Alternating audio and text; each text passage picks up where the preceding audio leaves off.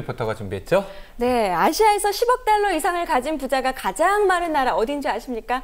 바로 인도입니다. 네. 하지만 인도 인구의 3분의 2에 해당하는 8억 명 정도는 아직도 빈민층에 속한다고 하거든요. 매년 8%대의 높은 경제 성장률을 이룩하고 있는 신흥 경제국이지만 아직도 인도의 뒷모습은 조금 어려운 부분들이 많았습니다. 그곳 한번 살펴보고 왔거든요. 다 같이 함께 보시죠. 여유로운 신의 나라 인도. 하지만 인도에는 전혀 다른 두 가지의 모습이 공존하고 있습니다. 신흥 경제국 인도의 뒷모습은 과연 어떤 모습일까요? 연평균 8% 이상의 고속 경제 성장을 기록하고 있는 인도. 이곳은 공업단지로 유명한 첸나이입니다.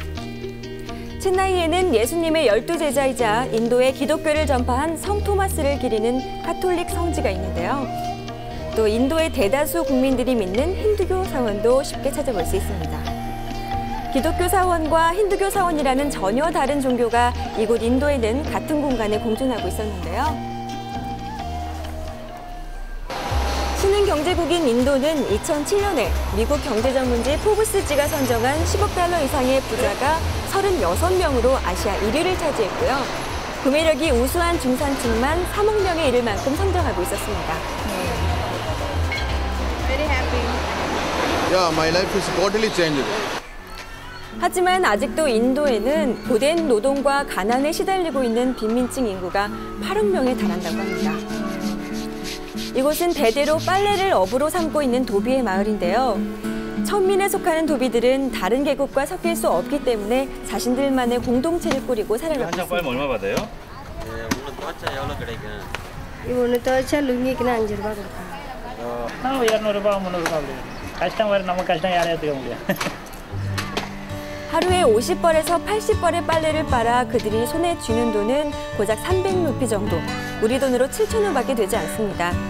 돈도 배운 것도 없기 때문에 천민들에 대한 차별을 법으로 금지한 지 40년이 넘었지만 아직도 그들은 빨래터를 떠나지 못하고 있었습니다.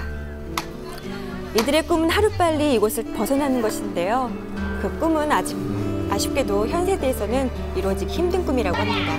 차별 제도는 없어졌어도 생활은 안 바뀌었군요. 네. 낮은 임금 때문에 집에서도 일손을 놓을 수 없는 도비 가족. ஏதோ நல்ல மாதிரி கல்யாணம் பண்ணி எல்லாம் படிச்சு கல்யாணம் பண்ணி நல்ல மாதிரி இருந்தா இருக்கணும்னு நினைப்போம். 그런 도비의 희망은 바로 아이들인데요. டாக்டர் வேலைக்கு ஏதாச்சும் போகணும், அம்மா அப்பா நல்லா பார்த்துக்கணும், கஷ்டப்படக்கூடாது. அதான். 과연 이 아이는 가족들의 꿈을 이뤄줄 수 있을까요? 그나마 도시는 형편이 좀 나은 편입니다. 첸나이에서 조금만 더 시골로 들어가면 더욱 상황이 열악한데요. 수도가 없어서 빨래한 물을 그대로 식수로 사용하니 위생 상태가 불량한 것은 당연한 일입니다. 이 마을 사람들은 인도 여성들의 전통 옷인 사리에 술을 놓는 일을 하는데요. 정성을 들이는 수공예 작업이지만 벌이는 많지가 않습니다.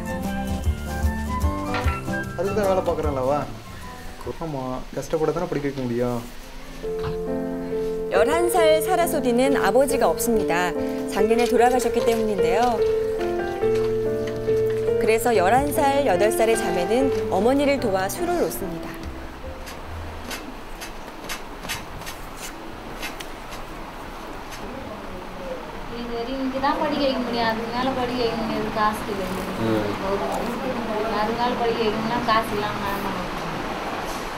공부를 잘하는 사라소디는 내년에 학교를 다닐 수가 없다고 하는데요. 어머니 혼자서는 도저히 세 식구가 먹고 살 만큼 벌 수 없기 때문입니다. 결국 아빠는 살아생전 병원 한번 가보지 못하고 세상을 떠났습니다.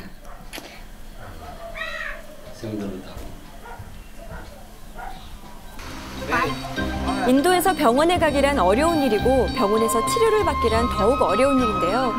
때문에 인도인들은 더욱 신에게 의지할 수밖에 없다고 합니다. 인도 사람들은 참으로 다양한 신을 믿고 신에게 의지를 하는데요. 인도인들에게 신은 신앙의 대상일 뿐 아니라 생활의 일부라고 합니다. 복을 불러들인다는 의미의 장식부터 마을의 악기와 질병을 쫓는다는 허수아비까지. 과연 이 허수아비가 질병과 가난에서 이들을 구해줄 수 있을까요?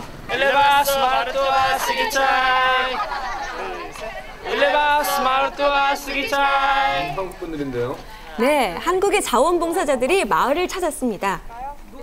저희가 무료 진료소를 열었다는 뜻의 타미러라고 합니다.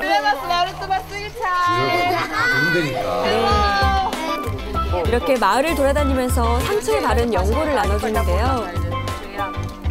연고를 처음 보는 어린이들도 많았다고 합니다. 마을 곳곳에 소독하는 일도 질병을 예방하고 의료봉사를 알리기 위해 하는 홍보의 일환이었는데요. 다음 날 많은 사람들이 의료봉사자를 찾았습니다. 이날만 해도 500여 명의 인도인들이 진료를 받았는데요. 한국에서 의료봉사를 온 의사 선생님은 모두 9명, 그중에 4명은 치과의사입니다. 특히 치과는 인도에서 찾아보기 힘든 진료 과목이라고 합니다. 치과 치료를 한 번도 받아본 적이 없고 평생 이를 안 닦은 것 같은 사람들이 많아요. 의사를 한 번도 만나보지 못한 사람들이 참 많았습니다. 이다 왈릭게다 이다 어설말로 진료를 하는 의사 선생님. 글씨를 못 썼는데 여기가 아파요. 그다음에 가려워요. 그러면 아리끄다. 인도인들에게 한 걸음 다가서기 위한 작은 노력이겠죠. 처음 본 한국인, 처음 본 의사에게 인도인들은 처음으로 자신의 아픈 곳을 얘기합니다. 이 아이는 목욕을 시키다가 귀에 물이 들어갔다는 3개월 된 아기인데요. 운 좋게 병원에 올 수 있어서 더 큰 병이 되는 것을 막을 수 있었다고 합니다.